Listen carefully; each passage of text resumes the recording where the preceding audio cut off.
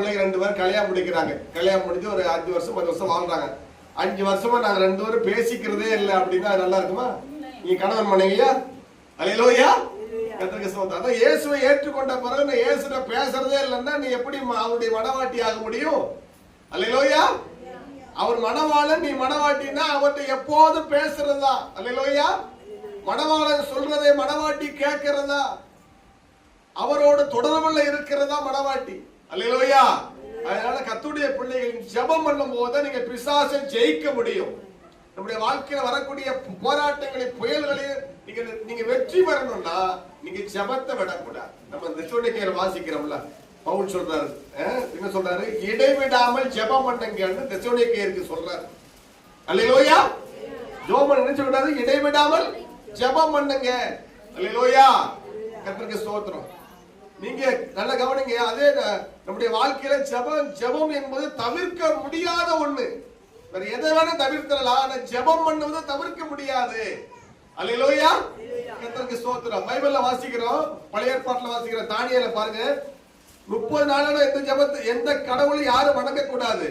ஆனா இந்த தானியேலால ஜெபம் பண்ணுவதை தவிர்க்க முடியல. ஜெபம் பண்ணுவதை தவிர்க்க முடியல. அல்லேலூயா.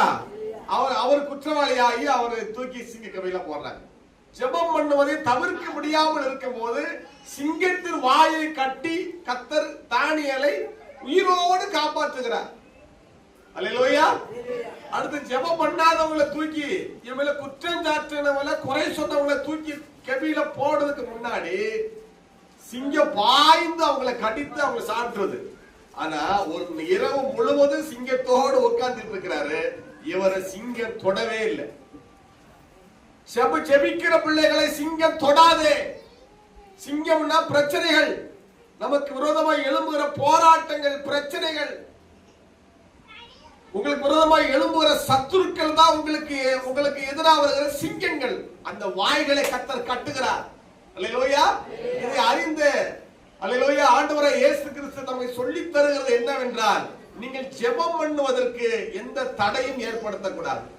அது பிள்ளைகள் மூலமா, பெற்றோர் மூலமா. அல்லேலூயா. கர்த்தருக்கு ஸ்தோத்திரம். எந்த ரீதியில் இன்னைக்கு ஒரு செய்தி நான் வாசிக்கிறேன். செனகல் நாடு நினைக்கிறேன், அந்த இன்னைக்கு ஃபுட்பால் மேட்ச் அமெரிக்கா தேசத்தில் நடக்குது, பெரிய விழாவா நடக்கும். அப்போ அந்த செனகல் பயிற்சியாளர் சொல்றாரு, அது ஃபைனலா மேட்சா இருந்தாலும் நீங்க தொழுகையை விடக்கூடாது. முஸ்லீம் எப்படி தொழுகை தான் நமக்கு முக்கியம்னு அவங்களுக்கு சொல்லி தராரு. அல்லேலூயா. இந்த போட்டி, இந்த உலகத்தில் வரக்கூடிய போட்டியை விட நமக்கு தேவை இறைவன்கிறார். அல்லேலூயா.